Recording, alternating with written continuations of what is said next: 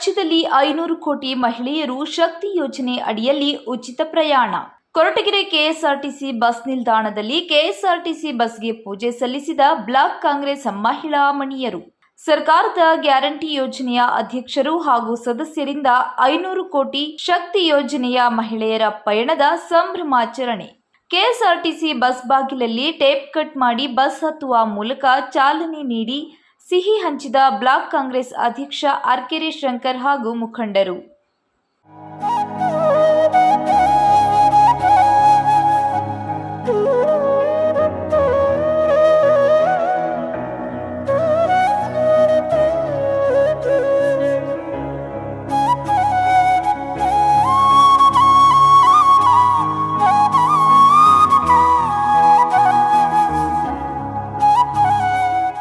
Koratagere to ಗೊರವನಹಳ್ಳಿಗೆ ಪುಣ್ಯಕ್ಷೇತ್ರಕ್ಕೆ ಮಹಿಳೆಯರಿಗೆ bus ticket ನೀಡಿದ ತಹಶೀಲ್ದಾರ್ ಮಂಜುನಾಥ್.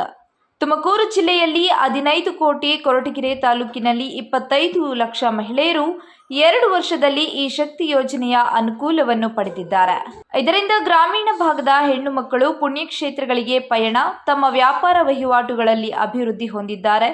ಸರ್ಕಾರದ ಮಹತ್ವದ 5 ಗ್ಯಾರಂಟಿಗಳ ಯೋಜನೆಯಿಂದ ಬಡವರಿಗೆ ತುಂಬಾ ಅನುಕೂಲವಾಗಿದೆ ಎಂದು ತಹಶೀಲ್ದಾರ್ ಮಂಜುನಾಥ್ ತಿಳಿಸಿದರು.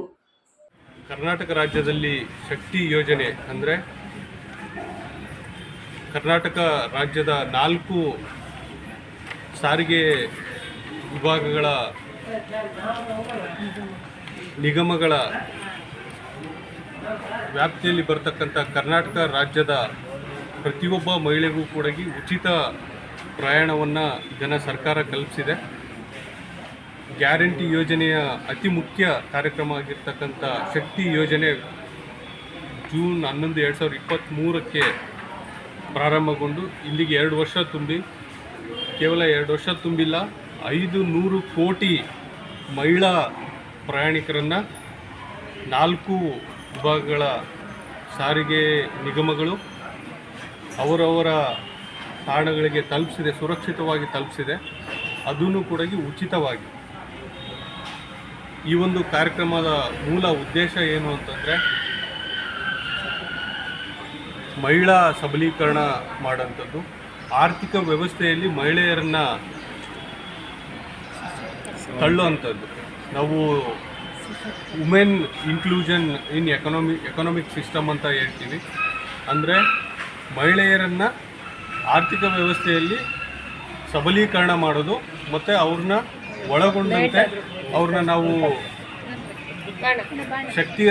ಶಕ್ತಿ ಕೊಡೋದ್ರ ಮೂಲಕ ನಮ್ಮ ಆರ್ಥಿಕ ಚೇತರಿಕೆ ಗುಣಮಟ್ಟದಕ್ಕೆ ಸುಧಾರಣೆ ಮಾಡೋದಕ್ಕೆ ಮೂಲ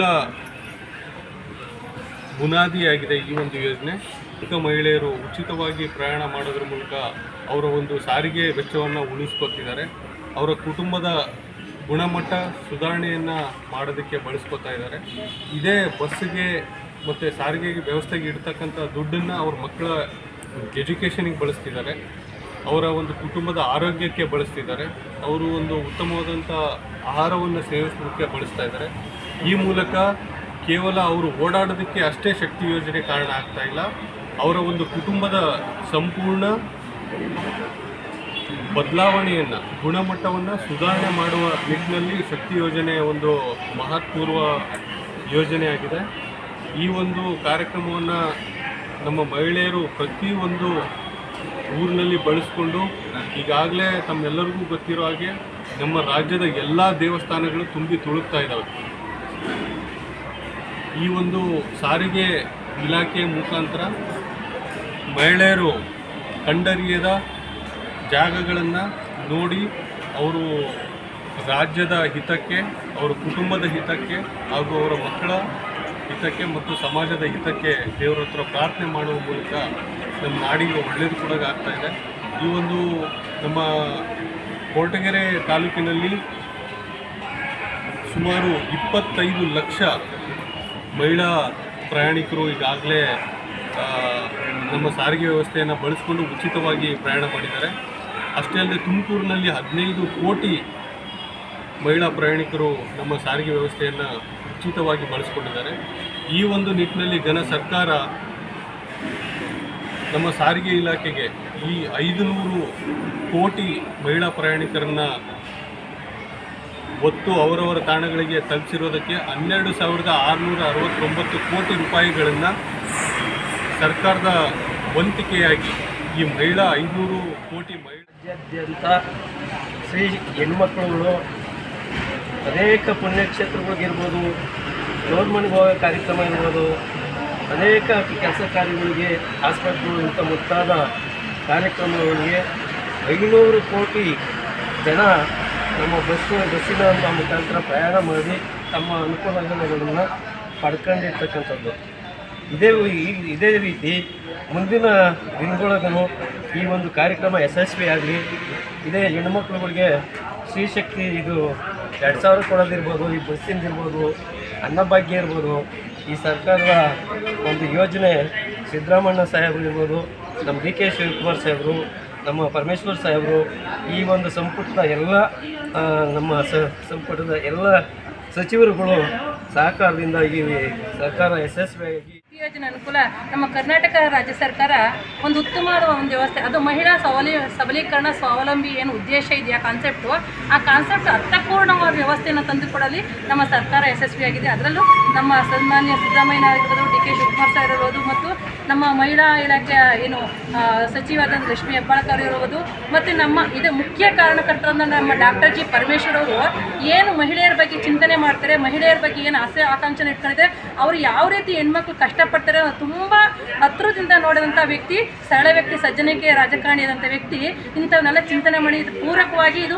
ಮಹಿಳೆಯರೇ ಸಬಲೀಕರಣವಾಗಬೇಕು ಅಂತ ಯೋಚನೆ ತಂದು ಇದು ದಿನನಿತ್ಯ ಅವರ ಏನು ಮಹಿಳೆಯರು ಮನೆಯಿಂದ ಕುಟುಂಬದಿಂದ ಆಚೆ ಹೋಗ್ತಾರೋ, ಆಚೆ ಹೋದ ನಂತರದಲ್ಲಿ ಅವರಿಗೆ ಆರ್ಥಿಕವಾಗಿ 10 ರೂಪಾಯಿನೂ ದುಡಿಯೋಷ್ಟು ಶಕ್ತಿ ಎಷ್ಟು ಮನೇಲಿ ಕಷ್ಟ ಇರುತ್ತೆ ಅಂಥ ಒಂದು ವ್ಯವಸ್ಥೆನ ಆಚೆಗೆ ಹೋಗಿ ಮನೆ ಕುಟುಂಬ ನಿರ್ವಹಣೆ ಮಾಡಿ ಹೆಣ್ಮಕ್ಳು ಆಚೆಗೆ ಹೋಗಿ ದುಡಿಯೋಕ್ಕೆ ಒಂದು ಅಭೂತವಾದ ಶಕ್ತಿ ಅದನ್ನ ಈ ಬಸ್ಸು ಯಜಮಾನಿಕೆ ನಡೆಸ್ತಾ ಇದ್ದಾರೆ.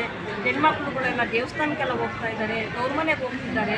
ಆಗ್ದವರು 1000 ಜನ ಹೇಳ್ತಾರೆ ಹಂಗೆ ಹಿಂಗೆ ಅಂತ, ಅದೆಲ್ಲ ಲೆಕ್ಕ. ಹೆಣ್ಮಕ್ಳಿಗೆ ಭಾಳ ಅನುಕೂಲ ಆಗಿದೆ, ಹೆಣ್ಮಕ್ಳುಗಳು ಅಷ್ಟೇ. ಇದನ್ನು ನೋಡಿಬಿಟ್ಟು ಯಾರೇನೇ ಹೇಳಿದ್ರು ಕಿವಿ ಕೂಡದೆ ಹೆಣ್ಮಕ್ಳು ಇದನ್ನು ಒಂದು ಒಳ್ಳೆ ಎತ್ತರಕ್ಕೆ ತಾಂಡು ಇನ್ನೂ 10-15 ವರ್ಷ ಇದನ್ನು ಅನುಕೂಲ ಮಾಡಿಕೊಡ್ಬೇಕಂತ ಹೆಣ್ಮಕ್ಳಿಗೆ, ನಮ್ಮ ಕರ್ನಾಟಕದ ಹೆಣ್ಮಕ್ಳಿಗೆ ಕೇಳ್ಕೊತಾ ಇದ್ದೀವಿ. ಇದನ್ನು ಒಳ್ಳೇದು ಮಾಡಬೇಕು.